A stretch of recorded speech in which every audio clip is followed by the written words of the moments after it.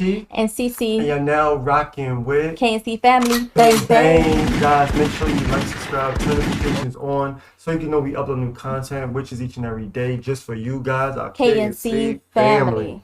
Now, if you're a new artist, you want to be on our platform, hit us up on our social media. Be in the description down below. Click the link, DM us. Bang Bang.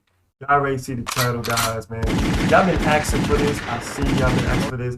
We haven't really been doing a lot of videos like this that y'all been requesting. Is because we have a lot of business going on behind the scenes. Like, YouTube is not the only thing that we got to focus on. We have clothing, as you can see on the bottom, or the links in our description.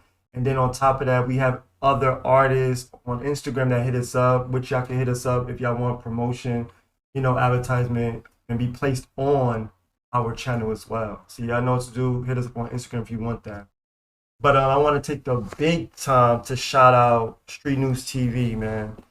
Right now, he's in a situation where I see that, his wife over there, she's doing her thing for him while he's locked down, and I wouldn't wish that or want anybody going through a situation like that. And this video, basically, I just want to take the time out to everybody go support his channel. The link will be in the description down below. He's a real one. I like to see other creators doing their thing and building basically a business for their family and friends and things like that, and that's what he's doing. So shout out to Street News TV, man. Much love and support. They gotta free him till they free him, you know what I'm saying?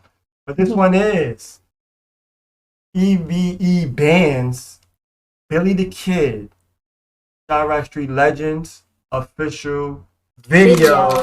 The link will be in the description down below, so you guys go check out the official video on your own. Go support him. Even if you've seen the video through this video, click the link and go support him again. What up, family? It's your boy Street News TV. Back at y'all with another Chiraq Street Legends. And this episode is going to be about none other than Ebe Bandz. Really give a fuck what he say or she say. Stuff a brick in the rental like freeway. Move it, then we sell it on eBay. And then we do it again, just like a rich back. And if you want it, we got it with no delay. But I'm working around clock, don't be late. I keep 22 shots for they C-Day. And got a thought they gon' do whatever the team say. AKA Was that Billy him? the Kid. His voice. Now, Billy the Kid comes he had from to screw it up because EBE copyright. set, 79th and South Shore. Clicked up with another set that goes by the name of GME. They're on 87th and Burley. They're clicked up. They are a set of Titanic stones and also Black Pea stones. Now, Ebe Bandz, I think that what's so amazing about this guy's story right here is that he's actually a Chiraq street legend, for one, because he's the only white guy, only thorough white guy from Chicago that's in the drill scene and that has been in the drill scene. Now, a lot of people might say, well, Slim Jesus was doing his thing. But the thing about Slim Jesus is, for one, Slim Ebe Bandz, he was just a rapper. He wasn't really, about no street shit for real. Until I started watching some of his interviews and seeing some of the interviews that, some of the guys that he messed with, and this dude is actually official. You actually got a lot of guys that vouch for him. As a matter of fact, one of my partners that I did a video on not too long ago told me that Ebe Bandz was a real nigga. Now, not to try to sound, funny or anything like that, but it speaks out and it says a lot about him being a white guy involved in a majority black gang. It tells me a lot. It tells me that you really about what you talking about. And it tells me that, you're well versed and you probably know more about the organization that you're a part of than the average, dude that's in the organization. Why do I say that? Because not too many black street gangs, especially in Chicago, is walking around with a lot of white dudes that haven't proved themselves. Now, it would be different if you looked at Ebe Bandz and you said, well, Ebe Bandz, that's not the case with Ebe Bandz. Ebe Bandz really been over there for a lot of years, and he really been over there, doing whatever it was he was doing. I don't know about any bodies that Bandz has, but like I said, he's obviously been in the streets doing something, because everybody that was close to Bandz, and a lot of his friends and a lot of people that he dealt with and that really knew Bandz, you know, they vouched for Bandz and said that, you know, Bandz was a, you know, he was a good nigga and he was a real street dude. Okay, so before Bandz died, Bandz was actually you know, he had slowed down with the music, but he was cranking back up. I think a couple of years ago, he was more consistent. He was doing his thing, you know, I was saying a lot more when it came to the music. And I think that eventually, you know, the tediousness and the strife and the struggle of being a unsigned independent artist and having to go through the process of paying $2,500, anywhere from $2,500 to $5,000, you know, in order to record a song, shoot a video, you know, wardrobe and all of that stuff. A good video, a nice, reasonable video, you probably gonna come out about $5,000. Not to mention, you have to have this song registered. You have to have all type of IPC codes, and you know, it's a lot to it. It definitely has to be registered with BMI ASCAP, and that's if you want to get paid. Also, not to mention copyrights, but that's just for one song.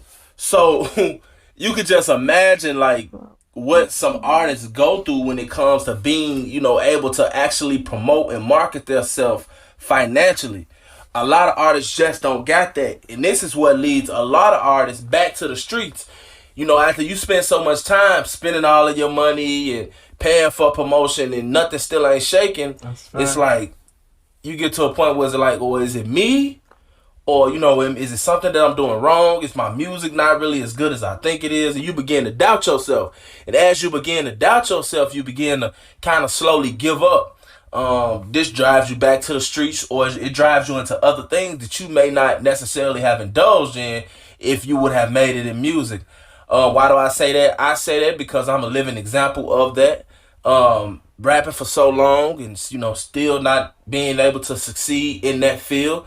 So I ended up switching to another field, which was this right here, blogging. I mean, I did do 8 years in prison, but still, it's like after you rap for so long and you seeing, you know, people that just came out yesterday and getting deals, and it's like, damn, what am I doing wrong? You see what I'm saying? So you begin to think like, damn, maybe this just not for me. And I think that's kind of what happened to Ebe Bandz. I felt like his momentum kind of got slowed down. Dealing with Ebe Bandz' death.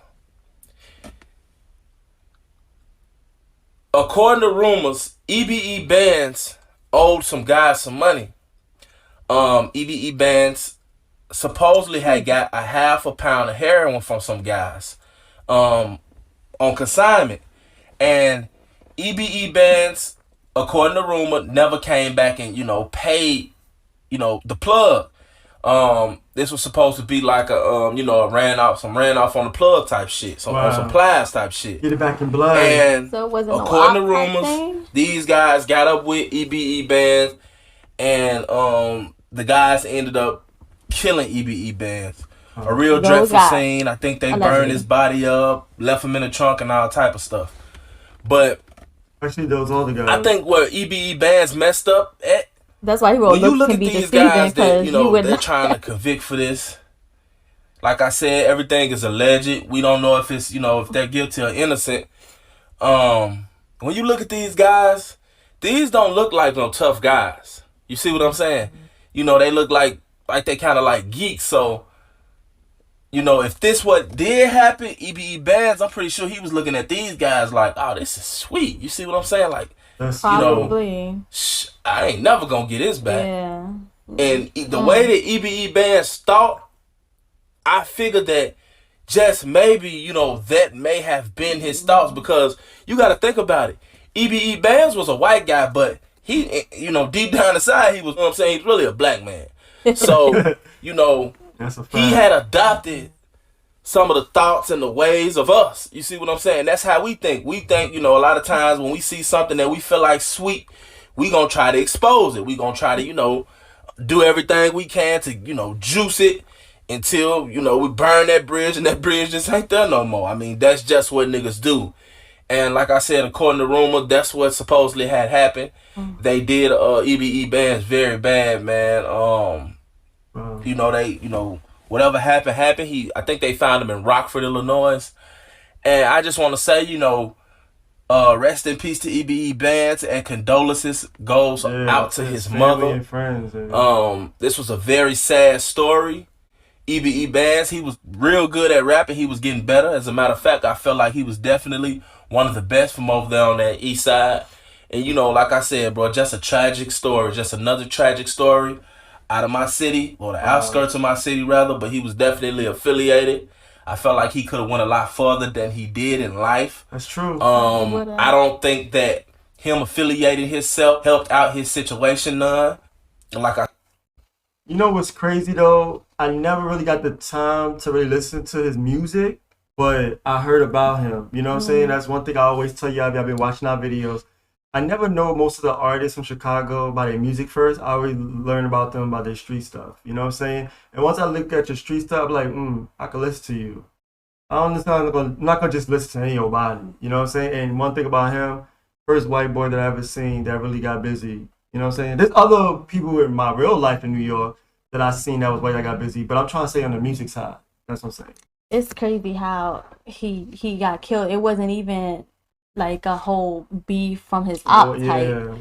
It was like a whole other thing that he had going on. It was a deal going bad, and that he slept on those people. Like, he really did. Looks could be deceiving. That's one thing. You don't mess.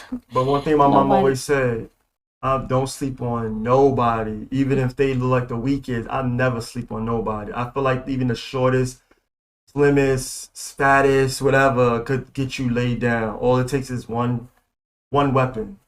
You know what I'm saying? Even these kids at 13 is laying people down. That's true.